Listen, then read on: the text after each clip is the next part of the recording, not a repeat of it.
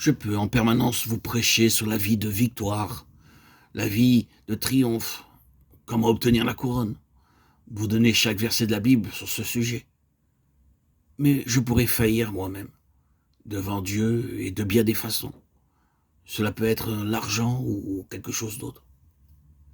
C'est alors que Dieu doit m'arrêter, stopper mon apprentissage.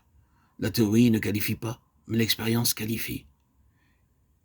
Elle s'acquiert en sortant triomphalement des épreuves que Dieu nous envoie. C'est là que réside tout enseignement, tout socle et fondation pour chaque enfant de Dieu, dans l'épreuve. C'est pourquoi Dieu apporte dans nos vies différentes difficultés et épreuves pour nous tester. Quelques-uns faillissent, chutent et ne se relèvent pas. D'autres triomphent. Dans Nombre, chapitre 14, versets 21 et 23, nous voyons des hommes auxquels furent données 10 chances, pourtant ils faillirent tous.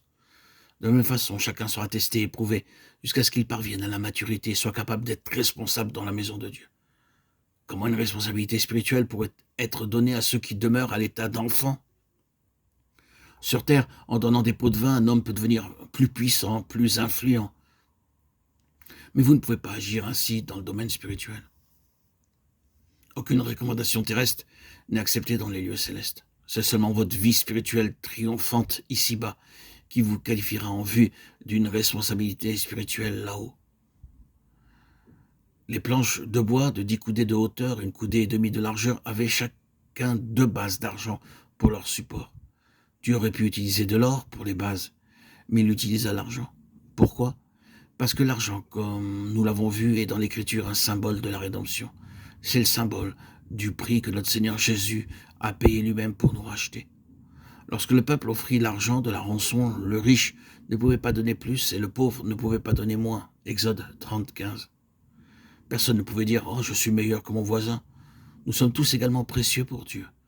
Il a payé un prix pour tous et tous ont le même droit et le même accès à son trône. Le chiffre 2 dans la Bible est le symbole d'unité dans la communion fraternelle. Matthieu 18, 19. Chaque planche reposait sur 2 bases. Sans cela, il ne pouvait pas y avoir de stabilité. Ces 2 bases d'argent étaient ainsi placées pour donner à la planche force, fermeté, stabilité. Un secret de maintien de la fermeté dans la vie spirituelle est de reconnaître que dans les choses spirituelles, vous vous tenez sur les mêmes fondations que vos amis croyants. C'est votre constante unité en Christ, votre position ensemble, tout ce que vous approuvez sur terre, priant dans l'unité, adorant dans l'unité. C'est votre témoignage dans le sanctuaire. La haine, la jalousie ou l'envie intérieure apportent des luttes. Il ne doit y avoir aucun conflit dans la maison de Dieu. Les 2 tenons reposant sur les bases d'argent nous montrent que le prix de la rédemption est le même pour tous et que nous sommes tous précieux pour le Seigneur.